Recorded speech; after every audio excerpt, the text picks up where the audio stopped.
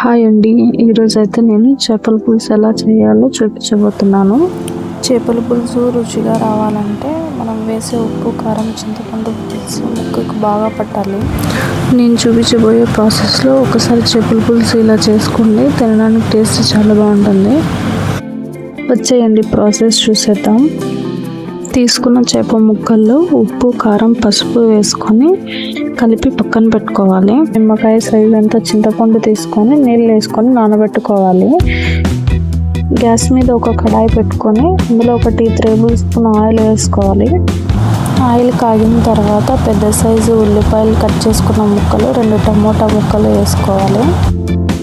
అందులోనే కొన్ని వెల్లుల్లిపాయలు, చిన్న సైజు అల్లం ముక్కలు 2, కొత్తిమీర, పుదీనా వేసుకొని బాగా వేయించుకోవాలి. అది వేగిన తర్వాత మిక్సీ పట్టుకొని పక్కన పెట్టుకోవాలి. తర్వాత అదే బాండీలో ఆయిల్ పోసుకోవాలి. ఈ చేపల పులుసులో ఆయిల్ ఎక్కువగానే పడుతుందండి. అందులో పెద్ద సైజు ఉల్లిపాయ, 2 పచ్చిమిరపకాయలు కట్ చేసుకొని వేసుకోవాలి. ఉల్లిపాయలు వేగిన తర్వాత ఇందాక మనం మిక్సీ పట్టుకున్న మసాలా మొత్తం వేసుకోవాలి.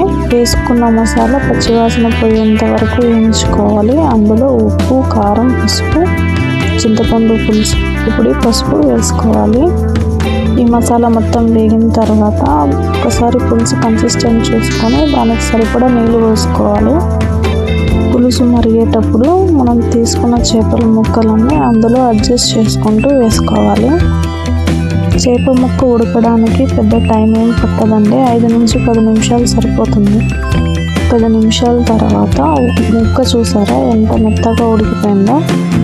ఇందులో కొంచెం కొత్తిమీర వేసుకొని ఫ్లేమ్ ఆఫ్ చేసుకుంటే చేపల పులుసు రెడీ. కనీసం అరగంట అయినా పక్కన పెడితే మనం వేసిన ఉప్పు, కారం చేప ముక్కలకి పడుతుంది. చేపల పులుసు చేసుకున్న రోజు కంటే మరుసటి రోజు తింటేనే దాని టేస్ట్ బాగుంటుంది. ఇదేనండి చేపల పులుసు చేయడం. ఒకసారి ఈ వీడియో మీకు నచ్చినట్టయితే ఈ ప్రాసెస్లో ట్రై చేయండి. మరొక వీడియోతో మళ్ళీ కలుద్దాం.